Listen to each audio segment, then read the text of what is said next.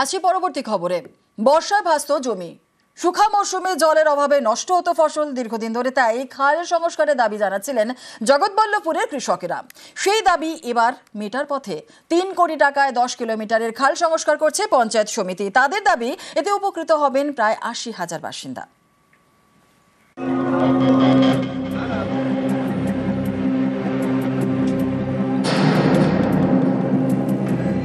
এই যে খাল কাটানো হচ্ছে আমাদের ভালোই হচ্ছে, দুটো চাষ আমাদের হবে। 250 চাষি, প্রায় 200-250 বিঘের লোকের চাষি খুশি। পানা কচুরিতে ভর্তি খাল নাকি নালা বোঝা মুশকিল। হাওড়ায় এই মজে যাওয়া খালেরই সংস্কারে উদ্যোগী হয়েছে জগৎবল্লভপুর পঞ্চায়েত সমিতি। স্থানীয় কৃষকদের অভিযোগ, খালে জল না থাকায় শুখা মরশুমে চাষের জল পাওয়া যায় না, ফলে বছরে দুবার ফসল ফলাতে গিয়ে কালঘাম ছুটে যায়। বর্ষাতেও এই খাল ভোগায়, কারণ সংস্কার না হয় খাল দিয়ে জল বেরোতে পারে না, তখন চাষের জমি ভেসে যায়। এরকম গুরুত্বপূর্ণ একটি খাল এবার সংস্কার করা হচ্ছে।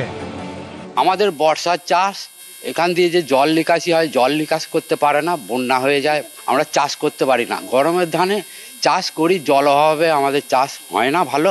এই যে খাল কাটানো আমাদের হচ্ছে, এতে আমাদের দুটো চাষই হবে এবং আমরা খুব উপকৃত হব। দুটো চাষ আমাদের হবে। আগে একটা চাষ হতো, তারপরে এই গরমের চাষটা ওই হতো, আমরা জলের সমস্যাটা হতো। খালটা কাটিয়ে দিলে জলটা থাকবে, আমরা চাষটা ভালোভাবে করতে পারবো।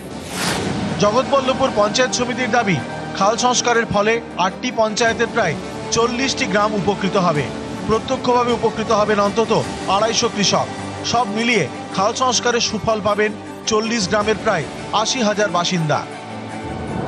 শঙ্করহাটি 2 অঞ্চল থেকে মাজু গ্রাম পঞ্চায়েত পর্যন্ত 10 কিলোমিটার দীর্ঘ এই খাল। খাল সংস্কারের খরচ 3 কোটি টাকা। খালটি 10 ফুট চওড়া করা হচ্ছে। দামোদরের শাখা নদী কানা দামোদরের সঙ্গে এই খালকে যুক্ত করা হবে।